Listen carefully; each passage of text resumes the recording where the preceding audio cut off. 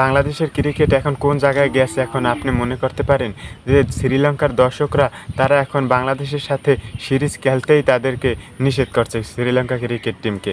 কারণ বাংলাদেশ একটি ছোট দলের খাতায় তারা ফেলছে এবং বাংলাদেশ ছোট দলের মতোই পারফরমেন্স করছে প্রিভিয়াস বছরগুলোতে বা সিরিজগুলোতে শ্রীলঙ্কার বিপক্ষে। এই জন্যই বাংলাদেশের সাথে এবং বাংলাদেশের যে এখন রিসেন্ট ফর্ম, তাই এই ফর্মে অবশ্যই কোনো বড় দল খেলতে চাইবে না, কারণ তাদের একেবারে বাজে ফর্ম যাচ্ছে বাংলাদেশের সাথে ক্রিকেট খেলে তাদের স্কিলের কোনো ইমপ্রুভ হবে না এবং বাংলাদেশের সাথে যদি তারা জিতেও তাহলেও তাদের ফেক কনফিডেন্স বাড়বে। তাই এই কনফিডেন্সের কোনো দাম নাই।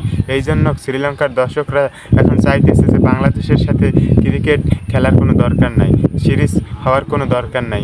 অন্য কোনো বড় দলের সাথে সিরিজ হলে তাহলে ক্রিকেটারদের স্কিল ভালো হবে, তাদের সাথে খেললে যদি জয় পায় তাদের সাথে, তাহলে শ্রীলঙ্কা টিমের কনফিডেন্স অনেক বাড়বে। তাই এই ছোট দলের সাথে জিতেও কোনো লাভ নাই, কারণ এই কনফিডেন্স এক ধরনের ফেক কনফিডেন্স। তাই শ্রীলঙ্কার দর্শকেরা এখন চাইতেছে যে বাংলাদেশের সাথে সিরিজ আয়োজন করার কোনো যৌক্তিকতাই নাই এই মুহূর্তে বাংলাদেশের যে ফর্ম।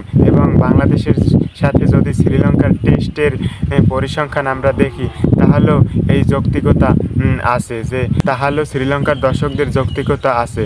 কারণ দেখেন, এখন পর্যন্ত আমরা শ্রীলঙ্কার বিপক্ষে 26টা টেস্ট খেলেছি, সেখান থেকে মাত্র একটা জয় পেয়েছি আমরা, মাত্র একটা জয়, এবং 5টা ম্যাচ ড্র করতে পেরেছি হয়তোবা, আর 20টা ম্যাচে আমরা হেরেছি শ্রীলঙ্কার বিপক্ষে। তাই এই দলের সাথে যে খেলে কোনো স্কিলের কোনো ইমপ্রুভ হবে না বা ফেক কনফিডেন্স হবে। যদি বাংলাদেশের সাথে বিপক্ষে জিতেও শ্রীলঙ্কা, তাহলে জিতলেও এই কনফিডেন্স হবে ফেক কনফিডেন্স।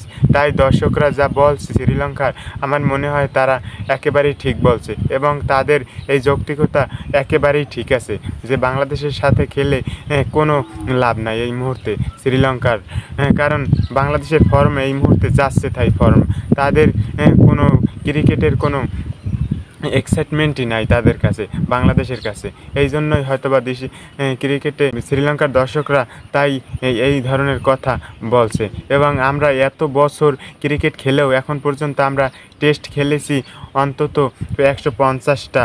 তাই এখন পর্যন্ত আমাদের কেউ গোনায় ধরে না যে টেস্টে এখন পর্যন্ত আফগানিস্তান তো মাত্র কয়েকটি ম্যাচ খেলেছে, তাই টেস্টে তারা এই কয়েক বছর হয় আইসিসির অনুমতি পেয়েছে টেস্ট খেলার। তাই এখন আফগানিস্তানের থেকেও আমরা অনেক পিছিয়ে টেস্টে।